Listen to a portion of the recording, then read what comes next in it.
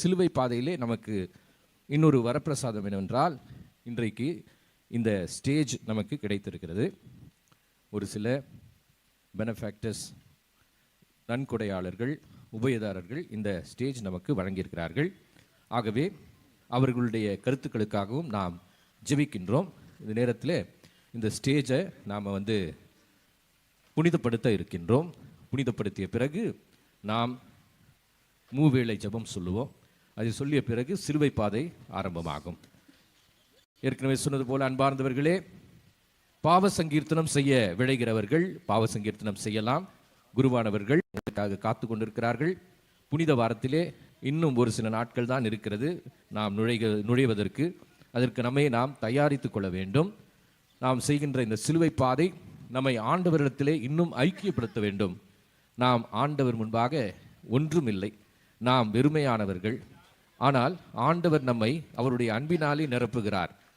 அருள்மிக பெற்ற அன்னை மரியா நம்முடைய வழித்துணைவராக இருக்கிறார். நம்மோடு கூட இருந்து ஒவ்வொரு நாளும் நம்மை காத்து வருகின்ற ஆண்டவர் நம்மை ஆசீர்வதிக்க இந்த வழிபாடுகளிலே கடந்து கொள்ளப் போகின்றோம். தொடர்ந்து அன்பார்ந்தவர்களே, நாம் மேன்மேலும் ஒருவர் மற்றவருடைய குற்றங்களை எல்லாம் காணாமல் நாம் தியானித்து தியாகம் செய்து ஆண்டவரிடத்திலே நம்மையே ஒப்பு கொடுக்க இந்த வழிபாடுகளிலே கலந்து கொள்வோம். சிலுவை பாதையின் பொழுது நாம் ஆங்காங்கே நிற்க வேண்டாம். அந்த இடங்கள் எல்லாம் சுற்றி வரும் பொழுது மிகவும் அருமையாக இருக்கும். அதே போல் நம்முடைய நாற்காலிகளிலே நம்முடைய பேகு, பர்ஸு இதெல்லாம் போட்டு அடுத்தவர்களுக்கு இடம் பிடிக்க தேவையில்லை. அவங்க உட்காந்துக்குவாங்க. இப்போ முன்னாடியே ஒரு பேக் இருக்குது பாருங்கள். பேக்கெல்லாம் கையில் எடுத்து வச்சுக்கோங்க. பேக்கெல்லாம் சேரில் போடக்கூடாது. நான் பார்ப்பேன், எங்கே பேக் இருக்குதோ அதெல்லாம் எனக்கு, எங்கெங்கெல்லாம் பேக் இருக்குதோ அதெல்லாம் எனக்கு. சரியா? ஆக உங்களுடைய பேகு நீங்கள் உங்கள் மடியில் வச்சுக்கோங்க. நீங்கள் மற்ற சேரில் வச்சுக்கிட்டு இருக்கக்கூடாது. மற்றவர்களுக்கும் இடம் தேவை. ஒரு சிலர் என்கிட்ட சொன்னாங்க, இந்த பை அழகாக இருக்குது, உங்களுதா ஃபாதர் அப்படின்னு கேட்குறாங்க. எண்டிலன்னா எடுத்துகிட்டு போயிடுவாங்க. ஆக அந்த பையை உங்களுடைய மடியில் வச்சுக்கோங்க. அந்த பையை நீங்கள் எடுத்துக்கொள்ளக்கூடாது. அது சீட்டு பைக்கு கிடையாது, உங்களுக்கு தான்.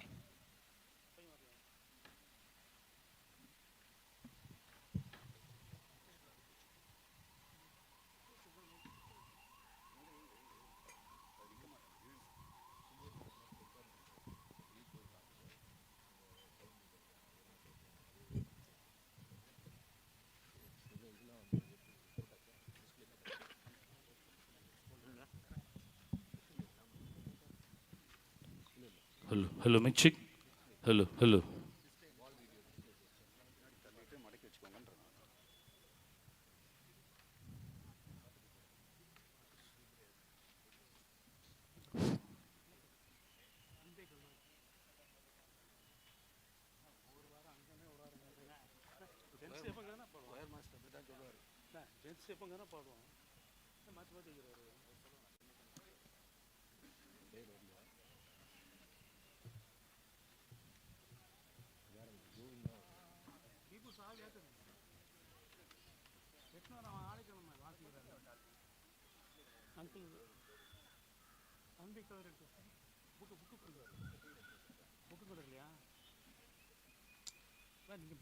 கிறிஸ்துவில் பிரியமானவர்களே, நாம் தற்போது மூவேளை ஜெபத்திற்காக எழுந்து நிற்போம். எழுந்து அதை செய்த பிறகு நாம் இந்த ஸ்டேஜை ஆசீர்வதிக்க இருக்கின்றோம். தந்தை, மகன், தூய ஆவியாரின் பெயராலே ஆமென்.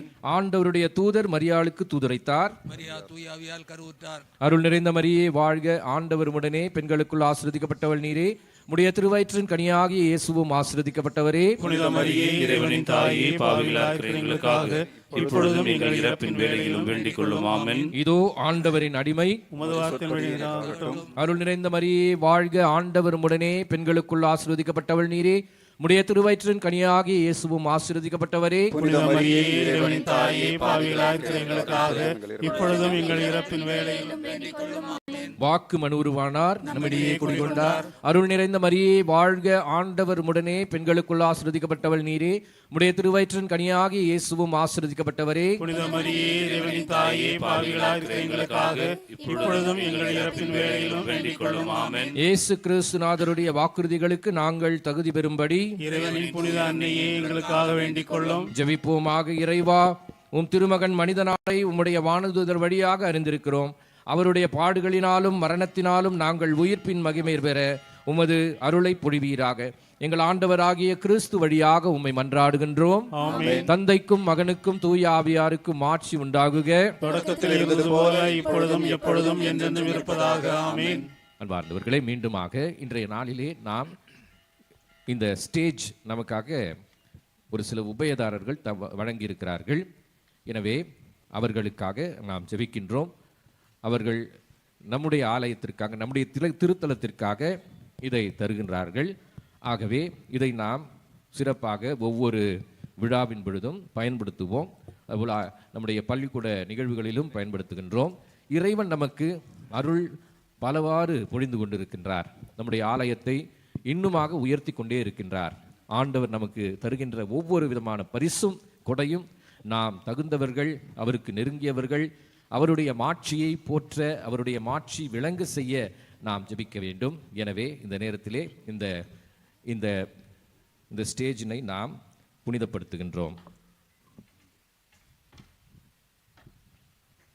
தந்தை மகன் தூய ஆவியாரின் பெயராலே ஆமென். ஆண்டவருடைய பெயராலே நமக்கு உதவி உண்டு. அவரே விண்ணையும் மண்ணையும் படைத்தவர். ஆண்டவர் உங்களோடு இருப்பாராக. உம் ஆன்மாவோடு இருப்பாராக.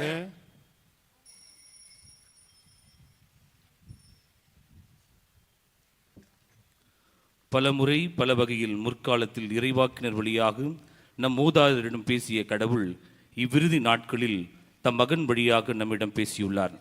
இவரை எல்லாவற்றிற்கும் உரிமையாக்கினார். இவர் வழியாகவே உலகை படைத்தார். கடவுளுடைய மாட்சியின் சுடரொளியாகவும் அவருடைய இயல்பின் அச்சுப்பதிவாகவும் விளங்கும் இவர் தம் வல்லமைமிக்க சொல்லால் எல்லாவற்றையும் தாங்கி நடத்துகிறார். மக்களை பாவத்திலிருந்து தூய்மைப்படுத்திய பின் விண்ணகத்தில் இவர் பெருமைமிக்க கடவுளின் வலப்பக்கத்தில் விற்றிருக்கிறார். ஆண்டவரின் அருள் வாக்கு. இறைவனுக்கு நன்றி.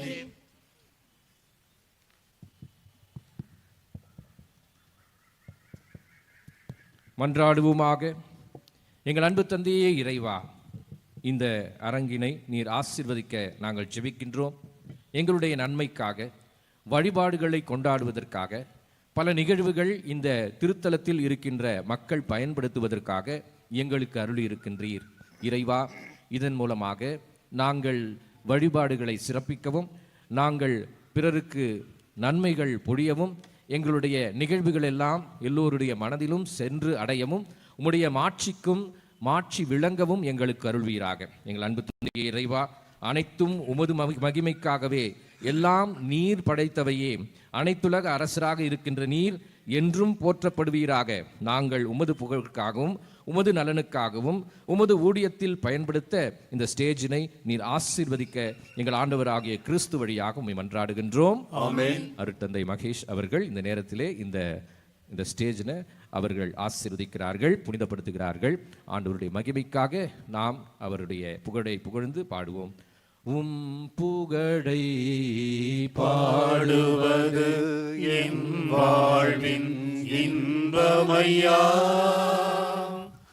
உன் அருளை போற்றுவது என் வாழ்வின் செல்வமையா,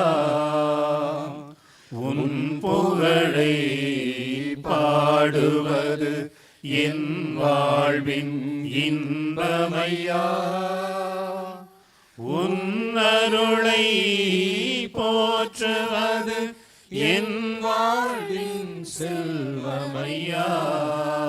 அன்பார்ந்தவர்களே, தற்போது நாம் சிலுவை பாதைக்குள்ளாக நுழைகின்றோம். சிலுவை பாதையிலே வழிநடத்துகின்றவர் அருட்தந்தை டாக்டர் மகேஷ் அவர்கள். அருட்தந்தை அர்னால்ட் மகேஷ் அவர்கள் பாப்பிரை குருமடம் பெங்களூரில் இருக்கிற செயின்ட் பீட்டர்ஸ் பேப்பல் செமினரியில் அவர் ஃபிலாசபி டிபார்ட்மெண்ட்டில் டீனாக இருக்கின்றார். இவர் ஒரு சலேசிய குருவானவர். தந்தை அவர்களை வரவழைக்கின்றோம், நம்மை வழி நடத்துகின்றார்.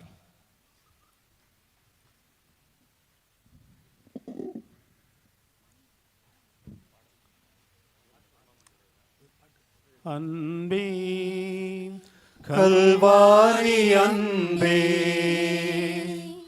உம்மை பார்க்கையிலே என் உள்ளம் உடையுதப்பா. அன்பே கல்வாரி அன்பே, உம்மை பார்க்கையிலே என் உள்ளம் உடையுதப்பா. தாகம் தாகம் என்றீர், எனக்காய் ஏங்கி நின்றீர். தாகம் தாகம் என்றீர், எனக்காய் ஏங்கி நின்றீர். பாவங்கள் சுமந்தீர், பரிகார பலியானீர். எங்கள் பாவங்கள் சுமந்தீர், பரிகார பலியானீர்.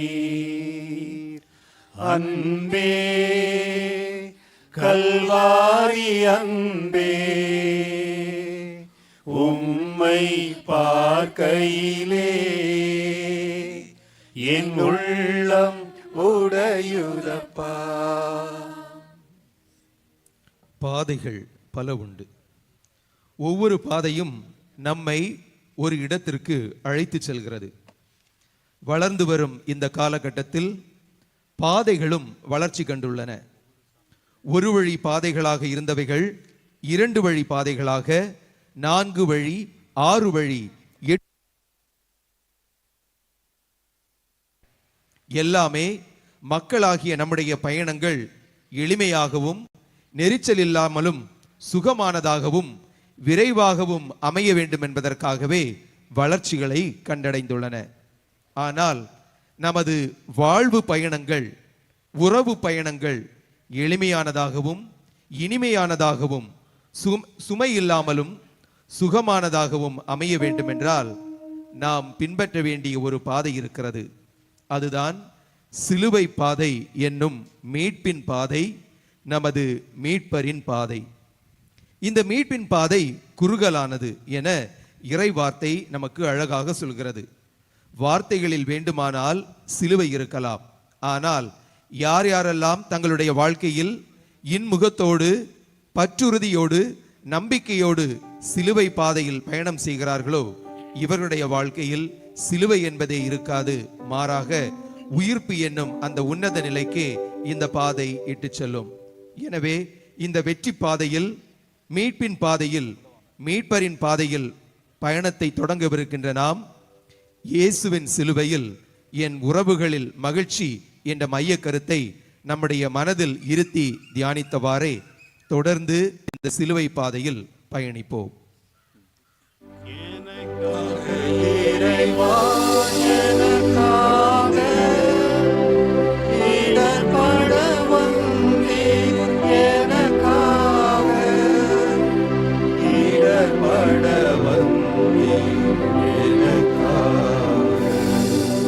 முதல் நிலை, இயேசு தீர்ப்பிடப்படுகின்றார். திவ்ய இயேசுவே, உம்மை ஆராதித்து வணங்கி உமக்கு நன்றி அறிந்து சோத்திரம் செய்கின்றோம். அது ஏனென்றால் அச்சிஷ்ட பாரமான சிலுவையை கொண்டு உலகத்தை மீட்டு ரட்சித்தீர். பிலாத்து இயேசுவை விடுதலை செய்ய விரும்பி மீண்டும் அவர்களை கூப்பிட்டு பேசினான். ஆனால் அவர்கள் அவனை சிலுவையில் அறையும், சிலுவையில் அறையும் என்று கத்தினார்கள். 3ஆம் முறையாக அவன் அவர்களை நோக்கி, இவன் செய்த குற்றம் என்ன? மரண தண்டனைக்குரிய குற்றம் ஒன்றும் இவனிடம் நான் காணவில்லை. எனவே இவனை தண்டித்து விடுதலை செய்வேன் என்றார். அவர்கள் அவரை சிலுவையில் அறைய வேண்டுமென உரத்த குரலில் வற்புறுத்தி கேட்டார்கள்.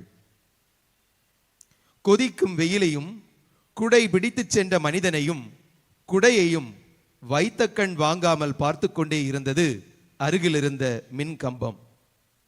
என்ன உலகமடா இது என்று தனக்குள்ளே சலித்துக் கொண்டது.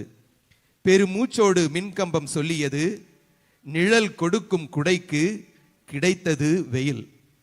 நிழல் கொடுக்கும் குடைக்கு கிடைத்தது வெயில். மக்களுக்கு ஆறுதல் கூறியவருக்கு, ஆற்றுப்படுத்தியவருக்கு, மெசியா என அழைக்கப்பட்டவருக்கு கிடைத்தது மரண தீர்ப்பு. உண்மைக்கு சான்று பகர்வதே என் பணி, இதற்காகவே பிறந்தேன், இதற்காகவே உலகிற்கு வந்தேன் என்று உண்மைக்கு உழைத்த உத்தமருக்கு கிடைத்தது மரண தீர்ப்பு. பிறரை குற்றவாளி என தீர்ப்பு அளிக்காதீர்கள், அப்பொழுதுதான் நீங்களும் தீர்ப்புக்கு உள்ளாக மாட்டீர்கள் என்று வீர முரசு கொட்டிய வீரர் இயேசுவுக்கு கிடைத்தது மரண தீர்ப்பு. இது நேர்மைக்காக, உண்மைக்காக போராடியதற்காக கிடைத்த தீர்ப்பு. ஒடுக்கப்பட்ட ஏழை எளிய மக்களுக்காக பரிந்து பேசியதற்காக அளிக்கப்பட்ட தீர்ப்பு. பாவிகளோடும் வரி தண்டுபவர்களோடும் சேர்ந்து உண்டதற்காக கிடைத்த தீர்ப்பு. குணம் பெற்று அப்பம் உண்ட மக்கள் கத்துகிறார்கள், சிலுவையில் அறையும், சிலுவையில் அறையும் என்று. மெசியாவை காண விரும்பியவர் கூட்டத்திற்கு அஞ்சி கை கழுவிக் கொள்கிறார். நடப்பது எல்லாம் தனக்கு எதிராகவே நடக்கிறது என்பது தெரிந்தும் மனிதர்களை நம்புவதை விட கடவுளை நம்புவது மேலானது என இயேசு தன்னை கையளிக்கின்றார். நம்முடைய வாழ்க்கையில் நாம் எப்படி? என் மகனே, மகளே, என்னை தீர்ப்பிட்ட அந்த சதிகார கொலைக்கார கும்பலைப் போல நீயும் உன் குடும்பங்களில் பிறரை தீர்ப்பிடுவதில் தானே இன்பம் காண்கிறாய்? எங்கள் பேரில் தயவாயிரும் சுவாமி, எங்கள் பேரில் தயவாயிரும். எங்கள் பேரில் தயவாயிரும் சுவாமி, எங்கள் பேரில் தயவாயிரும். மரித்த விசுவாசனுடைய ஆத்மாக்கள் சர்வேசனுடைய இரக்கத்தினால் நித்திய சமாதானத்தில் இளைப்பாற கடவது. ஆமென்.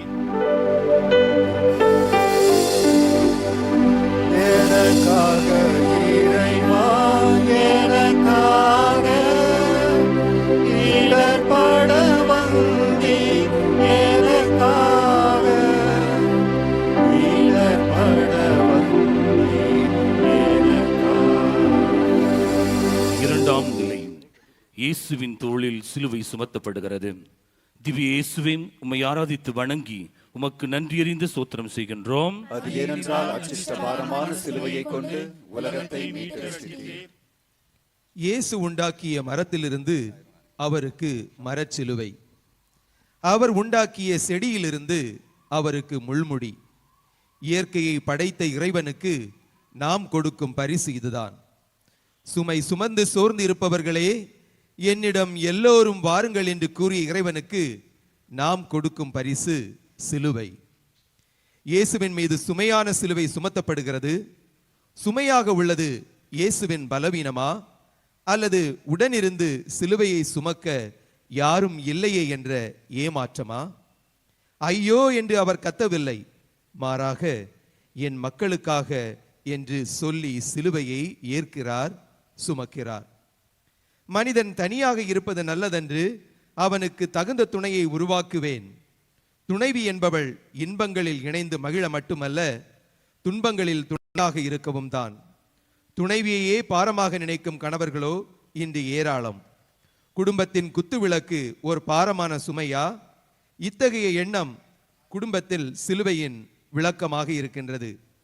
இறை இயேசுவில் பிரியமானவர்களே, தான் சிலுவை சுமப்பது தெரிந்தும் என் குடும்பத்தினர் துன்பப்படுபவர் என்று நினைக்கும் அழகு நிறைந்த அன்பர்கள் மத்தியில்தான் என் குடும்பமே என் துன்பம் என சொல்லும் அனாதைகளும் வாழ்கிறார்கள். குடும்பத்தை புரிந்து கொண்டு குடும்பத்தின் நலன் கருதி உங்களையே உருக்கும் அன்பராக நீங்கள் இல்லை. குடும்பத்தை கவலை என நினைக்கும் சுயநல அனாதைகளாகத்தான் நம்மில் பல பேர் இங்கு அலைந்து கொண்டிருக்கின்றோம். பெற்றோர்களை இழந்தவர்கள் மட்டும் அனாதைகள் அல்ல.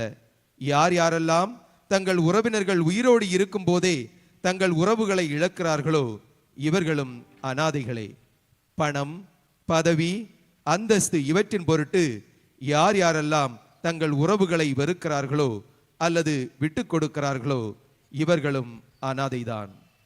அன்பு இயேசுவே, எங்கள் குடும்பங்களின் சிறகை விரித்து பறக்கும்போது குடும்பத்தோடு சிலுவைகளை சுமக்க தயாராவதற்கான மனப்பக்குவத்தை எங்களுக்கு தாரும். குடும்பத்தினர் சிலுவை சுமக்கும் போது உடனிருந்து ஊக்கம் தரும் உள்ளத்தோடு அவர்களது சிலுவையை சுமக்க சுமை தாங்கிகளாக மாற வரம் தாரும். ஆமேன். எங்கள் பேரில் தயவாயிரும் சுவாமி, எங்கள் பேரில் தயவாயிரும். எங்கள் பேரில் தயவாயிரும் சுவாமி, எங்கள் பேரில் தயவாயிரும். மரித்த விசுவாசங்களுடைய ஆத்துமாக்கள் சர்வேசனுடைய இரக்கத்தினால் நித்திய சமாதானத்தில் இளைப்பாற கடவது. ஆமென். எனக்காக இறைவா, எனக்காக இடர்பட வந்தீர், எனக்காக இடர்பட வந்தீர், எனக்காக. மூன்றாம் நிலை, இயேசு முதன்முறை கீழே விழுகின்றார். திவ்ய இயேசுவே, உம்மை ஆராதித்து வணங்கி உமக்கு நன்றியறிந்த சோத்திரம் செய்கின்றோம். அது ஏனென்றால் அச்சிஷ்ட பாரமான சிலுவையை கொண்டு உலகத்தை மீட்டு ரட்சித்தீர். தந்தையரே, உங்கள் பிள்ளைகளுக்கு எரிச்சல் மூட்டாதீர்கள், மாறாக அவர்களை ஆண்டவருக்கேற்ற முறையில் கண்டித்து திரித்து அறிவு புகட்டு வளர்த்து பாருங்கள். சிலுவை பாதை வெற்றியின் சின்னமாக விளங்குகிறது. இதற்கு காரணம் நம் ஆண்டவர் இயேசு கிறிஸ்துவின் தாராள மனமே. இரவு முழுவதும் தூங்க விடாமல் அடித்து அலைக்கழிக்கப்பட்டு துன்புறுத்தப்பட்டு அதிகார வெறியர்களால் மன மற்றும் உள ரீதியாக பலவீனப்படுத்தப்பட்ட இயேசு கீழே விழுகிறார் என்பதை விட கீழே தள்ளப்பட்டார் என்பதே உண்மையை. மிகவும் துணிச்சலுடன் எருசலேமின் தெருக்களில் இறைவனின் அரசை பரப்பிய இயேசு இன்று அதே தெருவில் அதே கூட்டம் தன்னை சூழ சிலுவையின் பாரம் அழுத்த உதவும் கரம் இன்றி உபத்திரம் செய்யும் மனிதர்களால் கீழே தள்ளப்படுகிறார். அன்று அவரால் தனது பயணத்தை மீண்டும் தொடர உறுதுணையாக இருந்தவை தந்தையின் சித்தத்தை நிறைவேற்றும் எண்ணமும், சூசையின் எடுத்துக்காட்டான நேர்மையான வாழ்வும், தாயின் அன்பும் அரவணைப்பும் கொண்ட வளர்ப்பு முறையும், இறுதியாக அனைவரையும் தன் சகோதர சகோதரிகளாக ஏற்றுக்கொள்ளும் மனப்பக்குவமுமே. பெற்றோர்கள் தங்கள் பிள்ளைகள் எதற்கு அவர்களை எல்லாம் வெளிப்படுத்தப்பட வேண்டும் என்பதில் கவனம் செலுத்த வேண்டும். அதாவது, யார் அவர்களுக்கு பொழுதுபோக்கு காட்சிகளை தருகின்றார்கள், தொலைக்காட்சி நிகழ்ச்சிகள், மின்னணு கருவிகள் வழியாக யார் யாரெல்லாம் அவருடைய அறையில் நுழைகிறார்கள், யாரோடு அவர்கள் தங்கள் ஓய்வு நேரத்தை செலவிடுகின்றார்கள் என்பதில் கவனம் செலுத்துவது பெற்றோர்களின் கடமை. நம்முடைய நேரத்தை பிள்ளைகளோடு செலவிடுவதாலும் முக்கியமானவற்றை குறித்து எளிய விதத்திலும் அக்கறையோடும் பேசுவதாலும் அவருடைய நேரத்தை செலவிட நலமான வழிகளை கண்டுபிடிப்பதிலுமே நாம் அவர்களை தீங்கிலிருந்து காக்க முடியும். விழிப்புடன் செயல்படுதல் எப்பொழுதும் பெற்றோர்களுக்கு தேவைப்படுகிறது.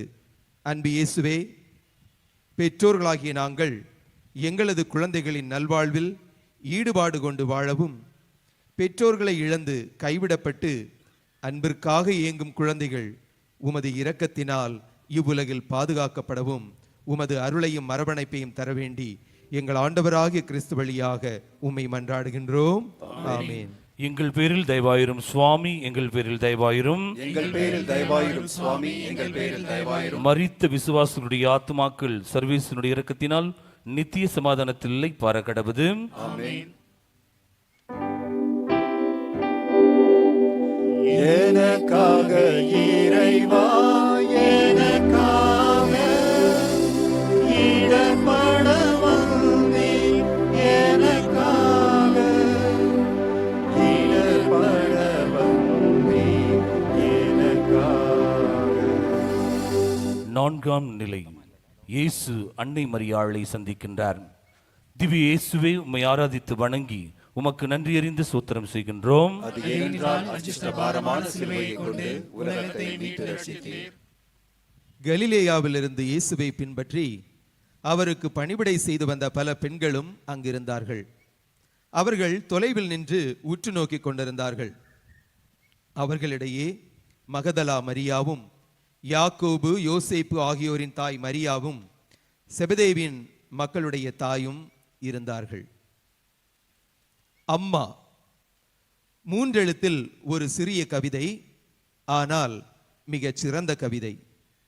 கருவாக நம்மை தாங்கி ஊன் கொடுத்து, உயிர் கொடுத்து, உரு கொடுத்து, உணவும் கொடுத்து, ஊர் போற்றும் உருவாக்கமும் கொடுத்து, வரங்களின் ஊற்றாக மட்டுமல்லாமல் வரமாகவே நம்மோடு உறவாடுபவர்தான் நமது அன்னை, நமது தாய். அம்மா என்பவர் ஒவ்வொரு மனிதனின் அடையாளம், ஒவ்வொரு மனிதனின் என்றும் மாறாத முகவரியாக இருப்பவள். அன்பை மட்டுமே அடையாளமாகவும், அன்பை மட்டுமே ஆதாரமாகவும், அன்பிற்கு மட்டுமே தன்னுடைய வார்த்தையாலும் வாழ்வாலும் சான்று பகர்ந்து வாழும் ஒரே ஜீவன்தான் அம்மா என்னும் அந்த அற்புத கொடை. இயேசுவின் தாயும் இதற்கு விதிவிலக்கல்ல. அந்த அன்பு தாய் தனது அன்பு மகனை சிலுவை பாதையில் சிலுவையோடு சந்திக்கின்றார். உடலில் உள்ள காயத்தின் வலிமை, சிந்தும் இரத்த துளிகளும் இயேசுவின் பார்வையை மறைக்கிறது. உடன் பலர் நடந்தாலும் தனியேதான் நடக்கின்றார் இயேசு. அனைவரும் கூட்டத்தோடு கூட்டமாக நடக்க இயேசுவோடு உடன் நடக்கிறார், உடன் பயணிக்கிறார் மரியா. இயேசுவின் ஒவ்வொரு காலடியும் அவருடைய அன்னையின் அழுகை கண்ணீரால் அழிக்கப்படுகிறது. தன்னுடைய ஒரே மகனை இந்த கோலத்தில் கண்டபோது அந்த தாயின் உள்ளம் என்ன பாடுபட்டிருக்கும்? சற்று சிந்தித்து பார்ப்போம். அன்பு வேண்டி ஆலயங்களை நோக்கி ஓடும் நம்மில் சிலர் அன்பின் ஆலயமாக திகழும் நமது அன்னையை, தாயை ஓரந்தள்ளுவது சரியா? கட்டிய இல்லத்திற்கு அன்னை இல்லம் என்று பெயர் வைத்துவிட்டு நம்முடைய அன்பான அன்னையை புறந்தள்ளுவது நம்முடைய இல்லத்திற்கு வைத்திருக்கும் அந்த பேருக்கு அர்த்தத்தை தருமா? அனாதை இல்லங்களை கூட அன்பு இல்லங்கள் என அழைக்கிறார்கள். அங்கு அனாதைகள் இல்லை என்பதால் அல்ல, மாறாக அன்பு உள்ளம் கொண்ட அன்னைகள் அனாதைகளாக அங்கு இருப்பதால். இறை இயேசுவில் பிரியமானவர்களே, அன்பு தாய்மார்களே, நீங்கள் எங்களுக்கு கொடையாக கிடைத்த கண்கண்ட தெய்வங்கள். இயேசுவின் தாய் அன்னை மரியாவை போன்று நீங்களும் உங்களது குழந்தைகளை இறை திருவிழத்திற்கு ஏற்றாற் போல வாழ கற்றுக் கொடுங்கள். உங்களது குழந்தைகளை சுயநலமிக்கவர்களாக, குறுகிய மனப்பான்மையில் வளர்ப்பவர்களாக அல்லாமல் பிறநலம் மிக்கவர்களாக, திரு அவை மற்றும் சமுதாய முன்னேற்றத்துக்கு உழைப்பவர்களாக வளர்த்து பாருங்கள். அப்பொழுது நீங்களும் இயேசுவின் தாயை போன்றவர்களாக உன்னத நிலையை அடைய முடியும். அன்பு இயேசுவே, உம் தாய் அன்னை மரியாளை போன்று பெற்றோர்களாகிய நாங்களும் எங்களது குழந்தைகளை இறை திருவிழத்திற்கு ஏற்றாற்போல் வாழ கற்றுக் கொடுக்கவும், நல்ல மற்றும் வளர்ச்சிக்கு உதவக்கூடிய ஊக்க மருந்துகளை எங்கள் குழந்தைகளுக்கு கொடுத்து அவர்களை நம்பிக்கையில் வழிநடத்தவும் அருள் தாரும். ஆமேன். எங்கள் பேரில் தயவாயிரும் சுவாமி, எங்கள் பேரில் தயவாயிரும். எங்கள் பேரில் தயவாயிரும் சுவாமி, எங்கள் பேரில் தயவாயிரும். மரித்த விசுவாசிகளுடைய ஆத்துமாக்கள் சர்வேசனுடைய இரக்கத்தினால் நித்திய சமாதானத்தில் இல்லை பார கடவுது. ஆமென். எனக்காக இறைவா, எனக்காக இடர்பட வந்தீர், எனக்காக இடர்பட வந்தீர், எனக்காக. ஐந்தாம் நிலை. சிமியோன் சிலுவை சுமக்க உதவி செய்கின்றார். திவ்ய இயேசுவை உம்மை ஆராதித்து வணங்கி உமக்கு நன்றி அறிந்து சோத்திரம் செய்கின்றோம். அது ஏனென்றால் அச்சிஷ்டபாரமான சிலுவையை கொண்டு உலகத்தை மீட்டு ரட்சித்தீர். அவர்கள் வெளியே சென்றபோது சீரேன் ஊரைச் சேர்ந்த சீமோன் என்ற பெயருடைய ஒருவரை கண்டார்கள். இயேசுவின் சிலுவையை சுமக்கும்படி அவரை கட்டாயப்படுத்தினார்கள். சுமைகளோடு வருகின்றவர்களின் சுமைகளை ஏற்றுக்கொண்டு சில மணி நேரங்கள் சுமந்தவனுக்கு சுகத்தை கொடுப்பதுதான் என் பணி என பாதைகளில் ஆங்காங்கே சுமை தாங்கிகள் நின்று கொண்டிருக்கின்றன. ஆள் பாராது, நேரம் பாராது, பெருமை பாராது, சுமைகளை பாராது சுமந்து கொண்டே இருப்பதுதான் சுமை தாங்கியின் பணி. யார் பெரியவர்? இது இன்றோ நேற்றோ உருவான கேள்வி அல்ல, மாறாக உலகம் தோன்றியது முதல் உருவான ஒரு கேள்வி. நல்லவர்கள், வல்லவர்கள், படித்தவர்கள், பாமரர்கள் என எல்லார் மத்தியிலும் உருவான இந்த கேள்வி, ஏன் நமது குடும்ப வாழ்வில் கூட இந்த கேள்வியானது அடிக்கடி எழுப்பப்படுவதை நாம் காண்கின்றோம். யார் பெரியவர்? படித்தவரா, படிக்காதவனா? வயதில் மூத்தவர்களா, இல்லறத்தில் இருப்பவர்களா, துறவரத்தில் இருப்பவர்களா? அதிகம் சம்பாதிப்பவர்களா, பெரிய பதவியை வகிப்பவர்களா? ஆண்களா, பெண்களா? கணவனா, மனைவியா? மாமியாரா, மருமகளா? யார் பெரியவர்கள் என்ற கேள்வி காலங்காலமாகவே நம்முடைய மத்தியில் இருந்து வருகிறது. இயேசுவின் சிலுவையை சீமோன் பகிர்ந்து கொள்ள முன் வந்ததால் அவர் பெரியவராக மாறுகிறார். குடும்ப வாழ்வில் இருக்கும் நம்மில் யார் பெரியவர் என்ற இந்த கேள்வியை கட்டாயம் கேட்கும் மனநிலைக்கு நாம் இன்று தள்ளப்பட்டிருக்கின்றோம். இந்த கேள்வியானது நமது செல்வாக்கிலோ, அதிகாரத்திலோ, பணபலத்திலோ, படிப்பிலோ உருவான கேள்வி அல்ல, மாறாக நமது குடும்ப வட்டத்தில் நம்மோடு வாழும் உடன் உறுப்புகளின் சுமைகளில் எழுந்த கேள்வி இது. கணவனது சுமையில் மனைவி பங்கெடுக்கின்ற போது, மனைவியின் சுமையை கணவன் சுமக்கின்ற போது, பெற்றோர்கள் குழந்தைகளின் சுமையையும், குழந்தைகள் பெற்றோர்களின் வலியையும் சுமக்கின்ற போது அங்கே அனைவரும் பெரியவர்களாக மாறுகிறார்கள். நம்முடைய குடும்பத்தின் சுமையை நாம் சுமப்பதற்கு தயாராக இருக்கின்றோமா? அன்பு இயேசுவே, எங்களது குடும்பங்களில் பிறரின் சுமைகளை சுமந்து பிறருக்கு நன்மைகள் செய்து சிமியோனை போல குடும்பத்திலும் சமுதாயத்திலும் திருச்சபையிலும் பெரியவர்களாக வாழ வேண்டிய வரத்தை தந்திட எங்கள் ஆண்டவராகிய கிறிஸ்து வழியாக உம்மை மன்றாடுகின்றோம். ஆமென். எங்கள் பேரில் தயவாயிரும் சுவாமி, எங்கள் பேரில் தயவாயிரும். எங்கள் பேரில் தயவாயிரும் சுவாமி, எங்கள் பேரில் தயவாயிரும். மரித்த விசுவாசனுடைய ஆத்துமாக்கள் சர்வேசனுடைய இரக்கத்தினால் நித்திய சமாதானத்தில்லை பார கடவுது. ஆமென்.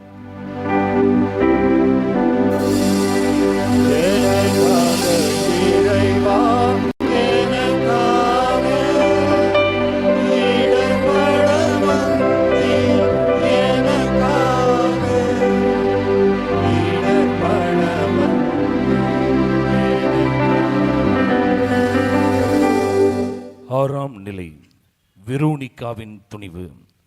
திவ்ய இயேசுவை உம்மை ஆராதித்து வணங்கி உமக்கு நன்றி அறிந்த சோத்திரம் செய்கின்றோம். அது ஏனென்றால் அஜிஷ்டபாரமான சிலுவையை கொண்டு உலகத்தை மீட்டு ரட்சித்தீர்.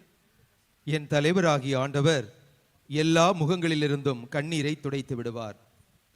மனிதர்களை படைத்து கண்ணீரை துடைக்கும் இறைவனின் முகத்தில் கண்ணீர் மட்டுமல்ல, செந்நீரும் வடிகிறது. பெண்கள் எதுவுமே செய்ய திறமையற்றவர்கள், செய்யவும் கூடாது என்ற யூதர்களின் எண்ணத்தை மாற்றினார் ஒரே ஒரு ஒற்றை பெண்மணி. முரடர்களின் மத்தியில் துணிவுடன் சென்று இயேசுவின் முகத்தை துடைக்கிறாள். வெரோனிக்காவின் அன்பை பெற்ற இறைவன் அவளுக்கு பரிசாக தன் முகத்தை அதில் பதிய வைக்கிறார். மக்கள் கூட்டம் வேடிக்கை பார்க்கிறது. கண்கள் கண்ணீராலும் இரத்தத்தாலும் மறைய தடுமாறிய இயேசு துடைத்தபின் முன்னேறி செல்கிறார். தடைகளை தாண்டிய புரட்சி பெண்ணானால் வெரோனிக்கா. வாழ்வு சிறக்க வேண்டுமானால் குறுகிய வட்டங்களை தாண்ட வேண்டும் என்பதை வீரப்பெண்மணி வெரோனிக்கா கற்றுக்கொண்டாள். 1999 ஆண்டு ஆஸ்திரேலிய போதகர் கிரகாம் ஸ்டெயின்ஸ் தன்னுடைய இரு மகன்களான பிலிப்பு, திமோத்தி ஆகியோருடன் 4 சக்கர வாகனத்தில் எரியூட்டப்பட்ட போது அவருடைய துணைவியார் இந்த கொலைகாரர்களுக்கு பயந்து மீண்டும் ஆஸ்திரேலியாவில் சென்று விடுவார் என்று எண்ணினார்கள். ஆனால் அந்த வீர பெண்மணி, நான் இந்த மக்களால் கைவிடப்பட்டாலும் என்னால் கைவிடப்படாத அல்லது என்னை கைவிடாத அந்த இறைவனுக்காக நான் தொடர்ந்து இங்கே பயணம் செய்வேன், பணி செய்வேன் என்று சொல்லிக்கொண்டு மீண்டும் 20 ஆண்டுகள் இந்தியாவில் பயணித்து இப்போது ஆஸ்திரேலியா திரும்பி இருக்கின்றார். இறை இயேசுவில் பிரியமானவர்களே, வெரோனிக்காள் அன்று வரை இயேசுவை பார்த்தது கூட கிடையாது. அவர் குருடர்களை தொட்டு பார்வை கொடுப்பவர், முடவர்களை எழுந்து நடக்கச் செய்பவர், நோயுற்றோரை தொட்டு குணமாக்குபவர், பாவிகளை மீட்டு அவர்களோடு உறவாடுபவர்கள் என்று கேள்விப்பட்டிருக்கிறார். ஆனால் இயேசுவை காண வேண்டும் என்ற பேரன்பும் பேராவலும் அவளிடம் ஊன்றி இருந்ததால் அவரை காண்பதற்காக வருகின்றார். ஆனால் வெறி பிடித்த வேட்டை நாய்களின் கோர பற்களால் குதறப்பட்ட ஆட்டுக்குட்டியை போல இரத்த வெள்ளத்தில் அவரை காணப்போகிறோம் என்று வெரோனிக்கா கனவில் கூட நினைக்கவில்லை. அன்பார்ந்தவர்களே, நம்முடைய குடும்பங்களிலும் பல நேரங்களில் பிறர் முகத்தில் கரிபூச எப்பொழுதும் கையில் கரைகளோடும், பிறர் வாழ்வின் குறை காண எப்பொழுதும் வாயில் அரை குறையான சொற்களோடும் அலைந்து திரிந்து கொண்டிருக்கின்றோம். நான் செய்வதுதான் சரி, மற்றவர்கள் செய்வதெல்லாம் தவறு என பிறரிடத்தில் எப்பொழுதும் குறை கண்டு குறை பாராட்டி கொண்டிருக்கிறோம். தன் வாழ்வை தரமாக வாழாமல் பிறர் வாழ்வில் குறை காண்பவர்கள் எல்லாம் உத்தமர்களாகிவிட முடியாது என்பதை இந்த நேரத்தில் நாம் சற்று மனதில் கொள்வோம். கழுகை போல உயர்வான நேர்நிலையான எண்ணம் கொண்டிருந்து நாம் வாழ்ந்தால் வாத்தை போல இருந்த இடத்திலே இருந்து கொண்டு எப்பொழுதும் நம்மோடு வாழ்பவர்களை பற்றி குறை சொல்லிக் கொண்டு எதிர்மறையான எண்ணங்களோடு வாழ்வதை நாம் தவிர்க்கலாம். அன்பு இயேசுவே, எங்கள் கோழைத்தனத்தை விலக்கி வெரோனிக்காவை போல தேவையில் இருக்கின்ற ஒவ்வொருவருக்கும் எங்களால் முடிந்த சிறு சிறு இரக்கச் செயல்களை செய்து அன்போடு வாழ வரம் தாரும். ஆமேன். எங்கள் பேரில் தயவாயிரும் சுவாமி, எங்கள் பேரில் தயவாயிரும். எங்கள் பேரில் தயவாயிரும் சுவாமி, எங்கள் பேரில் தயவாயிரும். மரித்த விசுவாசனுடைய ஆத்துமாக்கள் சர்வேசனுடைய இரக்கத்தினால் நித்திய சமாதானத்தில்லை பார கடவுது. ஆமென்.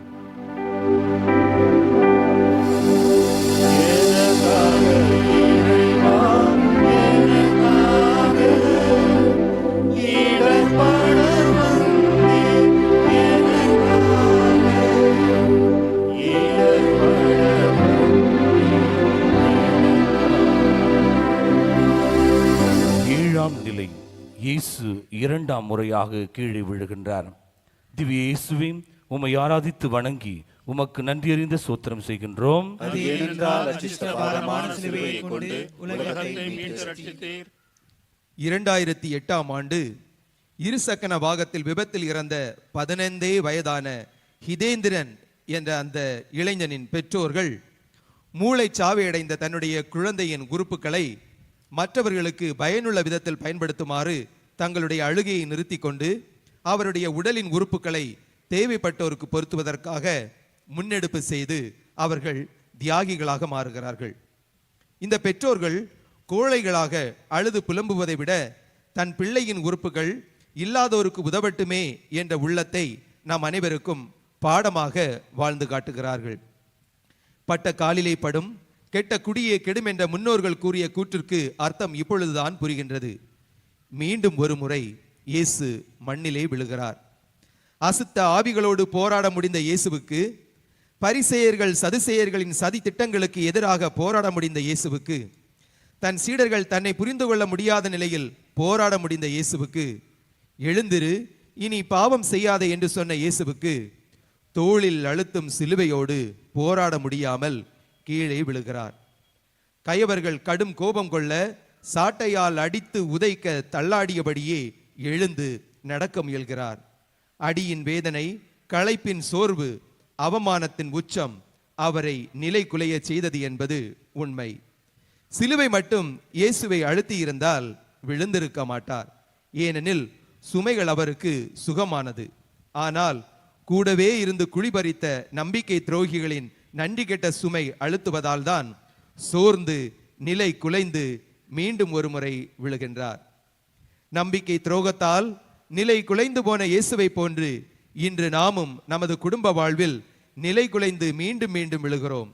கணவனை கண்கண்ட தெய்வம் என நம்பியிருந்த மனைவிக்கு கணவன் நம்பிக்கை துரோகம் செய்யும் பொழுது அவள் அங்கே விழுகிறாள். மனைவி குடும்பத்தின் குத்து விளக்கு, என் வாழ்வில் ஒளியேற்ற வந்தவள் என நம்பியிருந்த கணவனுக்கு மனைவி நம்பிக்கை துரோகம் செய்யும் போது அங்கே கணவர் மீண்டும் விழுகிறார்.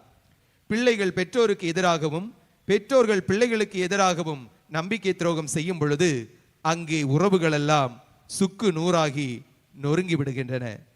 அன்பு இயேசுவே, நம்பிக்கை துரோகத்தினால் என்னை மீண்டும் மீண்டும் விழ செய்கின்ற என் குடும்பத்தாரை, என் உறவுகளை, என் நண்பர்களை, என் அயலாரை நான் மன்னிக்க எனக்கு தேவையான வரத்தை தந்தருளும். ஆமேன். எங்கள் பேரில் தயவாயிரும் சுவாமி, எங்கள் பேரில் தயவாயிரும். எங்கள் பேரில் தயவாயிரும் சுவாமி, எங்கள் பேரில் தயவாயிரும். மரித்த விசுவாசுடைய ஆத்துமாக்கள் சர்வேசனுடைய இரக்கத்தினால் நித்திய சமாதானத்தில் பறக்கடவது. ஆமென். எனக்காக இறைவா, எனக்காக இடர்பட வந்தேன், எனக்காக இடர்பட வந்தேன், எனக்காக. 8ஆம் நிலை, எருசலேம் மகளிரோடு ஒரு சந்திப்பு. திவ்ய இயேசுவே, உம்மை ஆராதித்து வணங்கி உமக்கு நன்றி அறிந்த சோத்திரம் செய்கின்றோம். அது ஏனென்றால் அச்சிஷ்ட பாரமான சிலுவையை கொண்டு உலகத்தை மீட்டு ரட்சித்தீர். கடவுள் எங்களுடைய இன்னல்கள் அனைத்திற்கும் எங்களுக்கு ஆறுதல் அளிக்கின்றார். நாங்கள் கடவுளிடமிருந்து ஆறுதல் பெற்றுள்ளதால் பல்வேறு இன்னல்களில் உழலும் மற்ற மக்களும் ஆறுதல் அளிக்க எங்களால் முடிகிறது. மே மாதம் 13ஆம் தேதி 1981ஆம் ஆண்டு மெக்மெத் அலி அக்கா என்பவர் நமது காலம் சென்ற திருத்தந்தை 2ஆம் யோவான் பவுல் அவர்களை துப்பாக்கியால் சுட்ட நிகழ்வு நம்முடைய மனதில் மறையாமல் இருக்கும். ஆனால் மருத்துவமனையிலிருந்து வெளியேறியவுடனேயே நேராக திருத்தந்தை யோவான் பவுல் சிறைச்சாலைக்கு சென்று குற்ற உணர்வுடன் வருந்தி கொண்டிருந்த அந்த மனிதருக்கு ஆறுதல் கொடுத்தார். கடவுளிடமிருந்து ஆறுதல் கிடைத்தது என்பதை உணர்ந்ததாலேயே அவரால் இந்த நிகழ்வு சாத்தியமானது. ஆறுதல் அளிப்பது என்பது ஆவியின் கொடையே.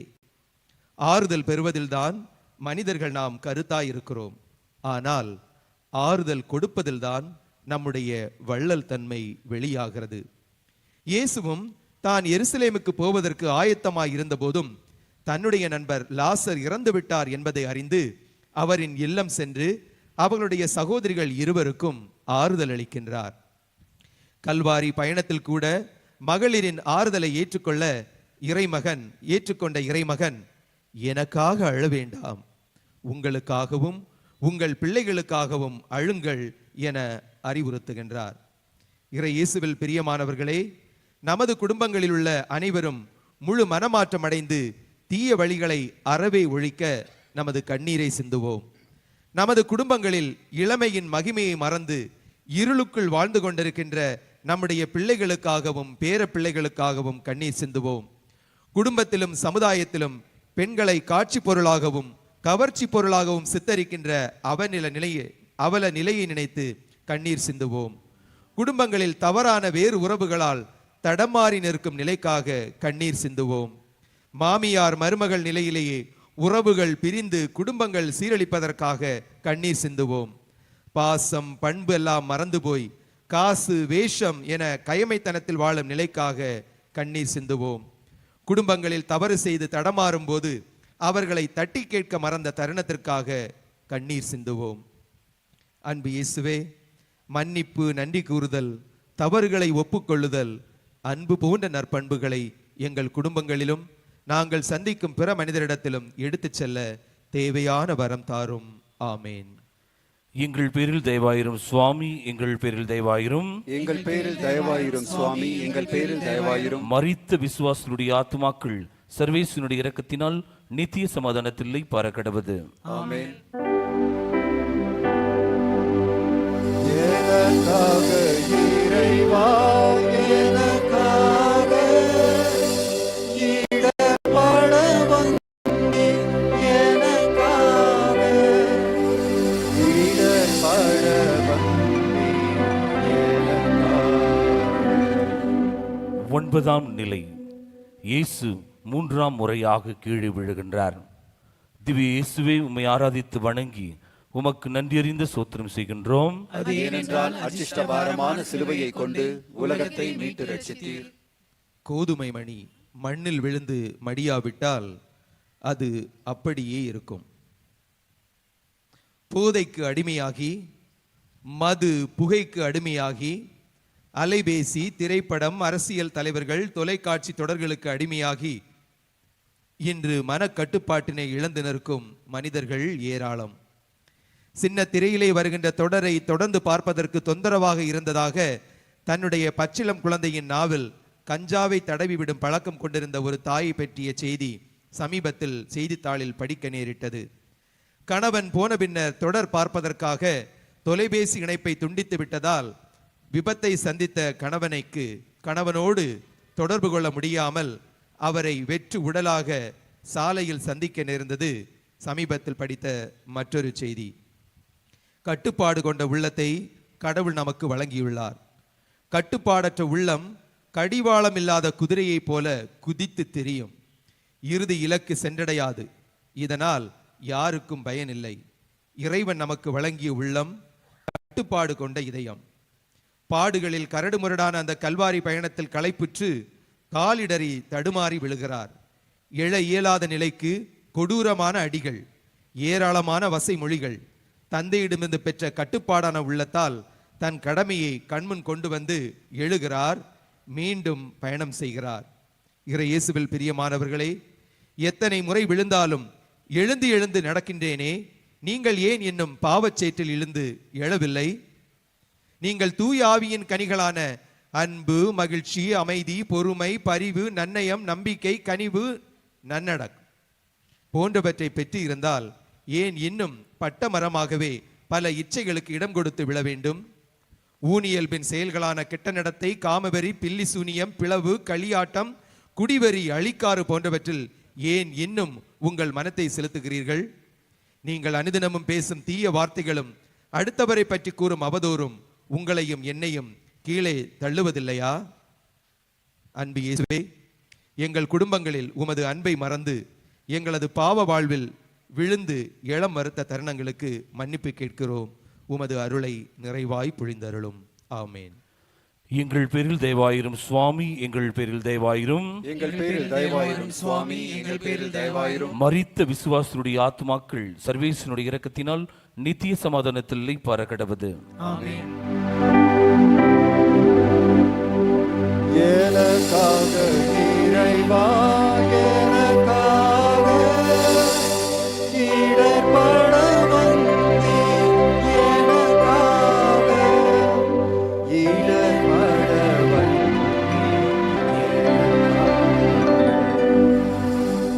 10ஆம் நிலை. இயேசுவின் ஆடைகளை களைகின்றார்கள். திவ்ய இயேசுவை உம்மை ஆராதித்து வணங்கி உமக்கு நன்றி அறிந்து சோத்திரம் செய்கின்றோம். அது ஏனென்றால் அதிர்ஷ்டபாரமான சிலுவையை கொண்டு உலகத்தை மீட்டு ரட்சித்தீர். அந்த அங்கி மேலிருந்து கீழ்வரை தையல் இல்லாமலே நெய்யப்பட்டிருந்தது. எனவே அவர்கள் ஒருவரை ஒருவர் நோக்கி, அதை கிழிக்க வேண்டாம், அது யாருக்கு கிடைக்கும் என்று பார்க்க சீட்டு குலுக்கி போடுவோம் என்றார்கள்.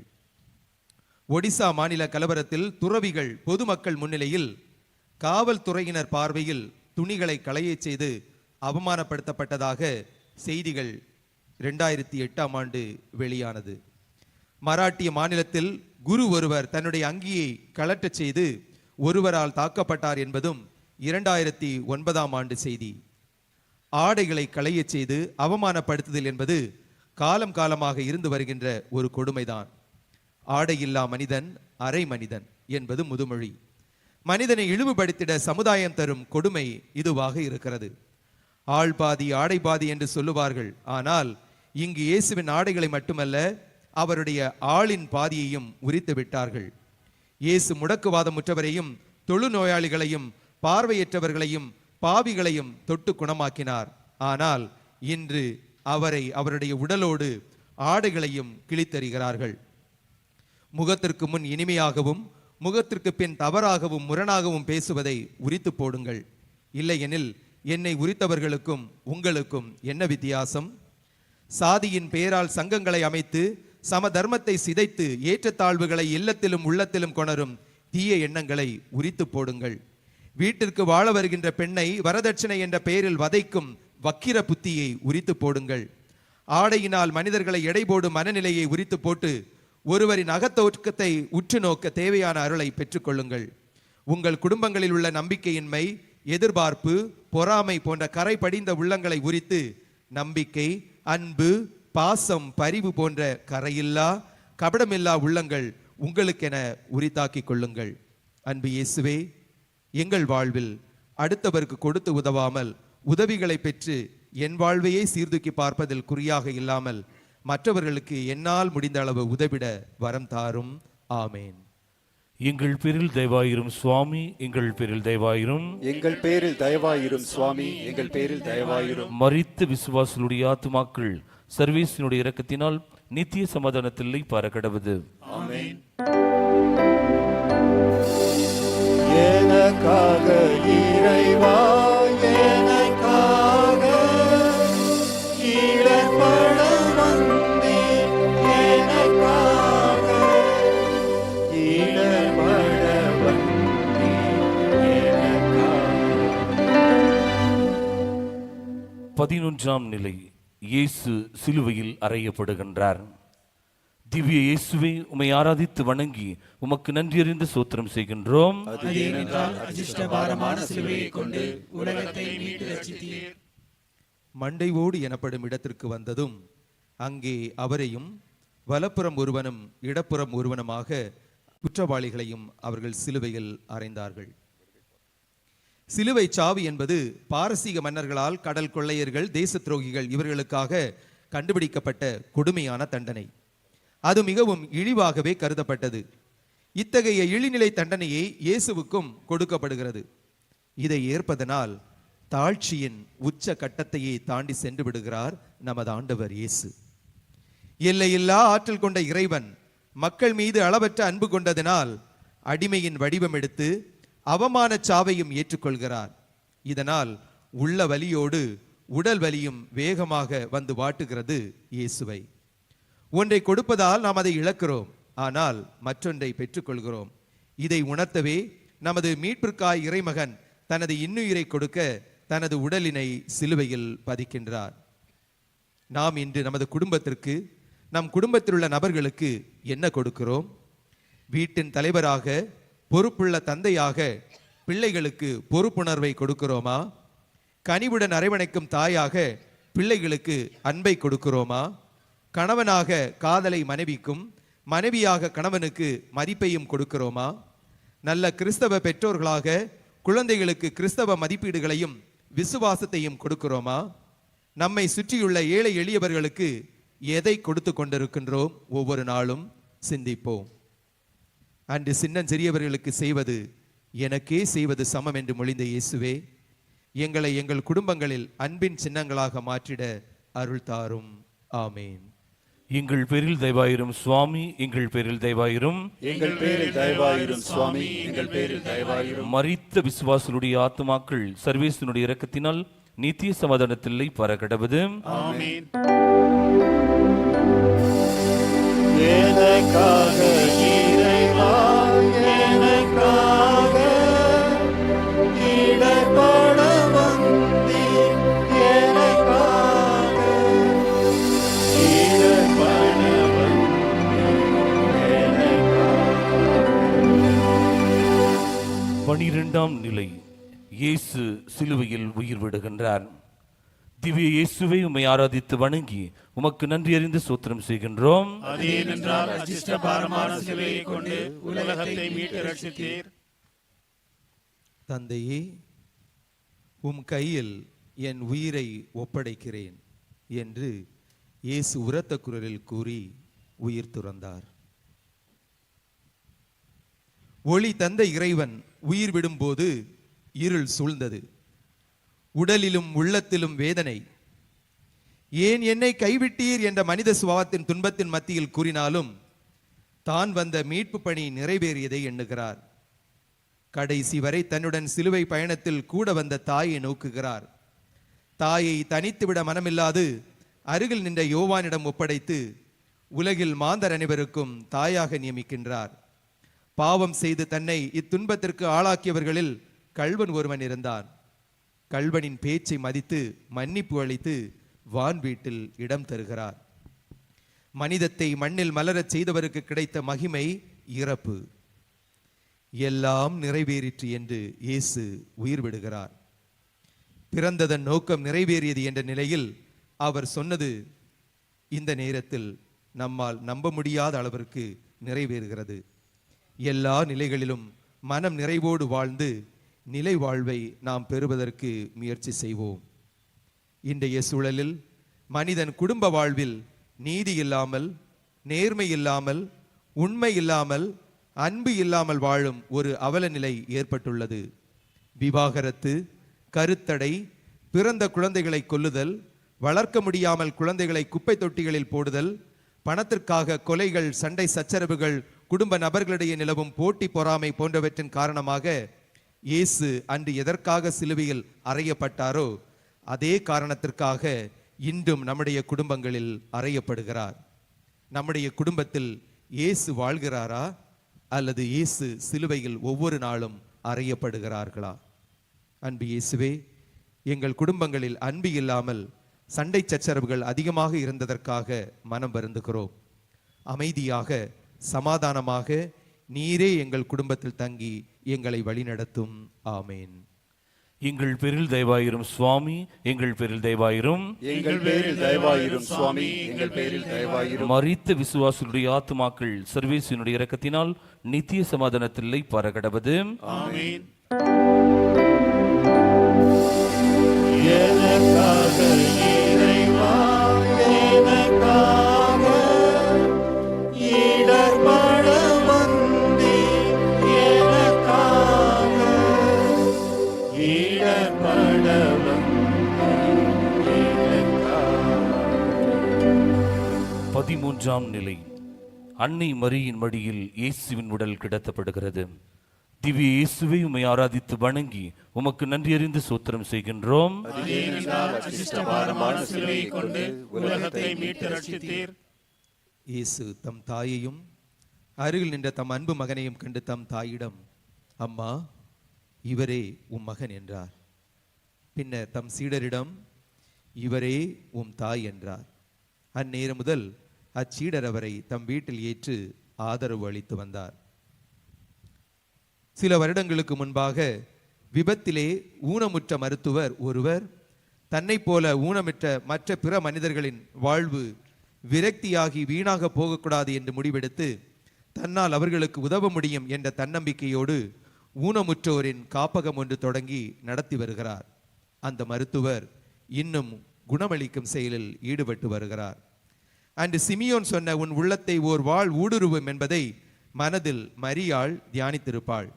சிமியோனின் இறைவாக்கு, எகிப்துக்கு தப்பி ஓடுதல், இயேசு கோவிலில் காணாமல் போதல், சிலுவையை சுமந்த இயேசுவை வழியில் சந்தித்தல், இயேசு சிலுவையில் அறையப்படுதல், இறந்த இயேசுவின் உடலை மடியில் தாங்குதல், இயேசுவின் அடக்கம் என படிப்படியாக மரியாவின் வாழ்க்கையில் எத்தனை துன்பங்கள், எத்தனை துயரங்கள், எத்தனை வியாகுலங்கள். ஆனால் இவை எல்லாற்றையும் மரியா நம்பிக்கையோடும் விசுவாசத்தோடும் ஏற்றுக்கொண்டாள். தாய் தன் மகனை உயிரோடு பலி கொடுக்கும் இடத்தில் மகன் வலியுணர்ந்து துணை நிற்கிறார்கள். தன் வேதனை துறந்து இன்று மக்கள் நாம் நம்முடைய வலியையும் வேதனையும் பெரிதாகவே பேசி பிறர் இரக்கத்தை பெற துடிக்கின்றோம். இதனால் பிறரது வேதனை வலி தெரிவதே இல்லை. பிறர் வலி போக்க முற்படும் போது தன் துயர் மறைந்து போகும் என்ற தத்துவம் தெரியாது நிற்கின்றோம். பெரியவர்கள் சொன்னார்கள், ஊரார் பிள்ளையை ஊட்டி வளர்த்தால் தன் பிள்ளை தானாக வளரும் என்று. அழுவாரோடு அழுங்கள் என்கிறார் இயேசு. தாய்மையின் பண்பு நமதாகும் போது இந்த தரணி செழிக்கும், பல மன அழுத்தங்கள் விலகும், பூமியில் புது வசந்தம் பிறக்கும். அன்பு இயேசுவே, எங்கள் குடும்பங்களில் இருக்கும் சுமைகளையும் சோகங்களையும் மட்டுமே கவலை கொள்ளாமல் எங்களோடு வசிக்கும், அருகாமையில் வசிக்கும், பக்கத்து வீட்டில் வசிக்கும், தெருவில் வசிக்கும் மற்றவர்களின் துன்பத்தையும் துடைக்கின்ற திராணியையும் அருளையும் எங்களுக்கு தாரும். ஆமேன். எங்கள் பேரில் தயவாயிரும் சுவாமி, எங்கள் பேரில் தயவாயிரும். எங்கள் பேரில் தயவாயிரும் சுவாமி, எங்கள் பேரில் தயவாயிரும். மரித்த விசுவாசிகளுடைய ஆத்துமாக்கள் சர்வேசனுடைய இரக்கத்தினால் நித்திய சமாதானத்தில் இல்லை பரக்கடவது. ஆமென். எனக்காக இறைவா, எனக்காக இடர்பட வந்தீர், எனக்காக இடர்பட வந்தீர், எனக்காக. 14ஆம் நிலை. இயேசுவின் உடல் அடக்கம் செய்யப்படுகிறது. திவ்ய இயேசுவை உம்மை ஆராதித்து வணங்கி உமக்கு நன்றியறிந்து சோத்திரம் செய்கின்றோம். அது ஏனென்றால் அச்சிஷ்டபாரமான சிலுவையை கொண்டு உலகத்தை மீட்டு ரட்சித்தீர். அரிமத்தியா ஊரை சேர்ந்த யோசேப்பு என்பவர் இயேசுவின் சீடர்களில் ஒருவர். அவர் இயேசுவின் உடலை எடுத்துக்கொண்டு போக பிலாத்திடம் அனுமதி கேட்டார். பிலாத்தும் அனுமதி கொடுத்தார். இயேசு சிலுவையில் அறையப்பட்டிருந்த இடத்தில் ஒரு தோட்டம் இருந்தது. அங்கே புதிய கல்லறை ஒன்று இருந்தது. அவர்கள் இயேசுவை அதில் அடக்கம் செய்கிறார்கள். மனிதன் இறந்த பின்னர் இன்று பல சடங்குகள். முன்னொரு காலத்தில் உடலை மண்ணெண்ணெய் மற்றும் உப்பு கலந்து பதப்படுத்தினார்கள். ஆனால் இப்பொழுது அதற்கெல்லாம் நேரமில்லை. மின்சார குளிர்சாதன பெட்டி தயாராக இருக்கின்றது. அது மட்டுமின்றி இறந்த உடலை பெட்டிக்குள் வைத்த பின்பு சும்மா புதைப்பது கிடையாது. உப்பை பெட்டிக்குள் நிரப்புகின்றோம். இன்னும் சில செங்கல் தூளை பெட்டிக்குள் நிரப்பி கரையான் தின்றுவிடக்கூடாது என பாதுகாப்பதும் உண்டு. நாம் மனிதர்களாக படைக்கப்பட்ட குறையுள்ளவர்கள், குறைபாடு உள்ளவர்கள். தொடக்கத்தில் எதற்கெல்லாம் தொடக்கம் இருக்கிறதோ அவற்றுக்கெல்லாம் முடிவும் உண்டு என்பதை நாம் மனதில் கொள்வோம். அழிந்து போகும் உடலை இன்று இறப்புக்கு பின்னர் பாதுகாக்க முற்படும் மனிதர்கள் ஏன் அதனை வாழும்போது பாதுகாக்க தவறிவிடுகின்றோம்? சம்பிரதாயங்களை எல்லாம் தவறாமல் கடைபிடிக்க முற்படுகின்றோம்.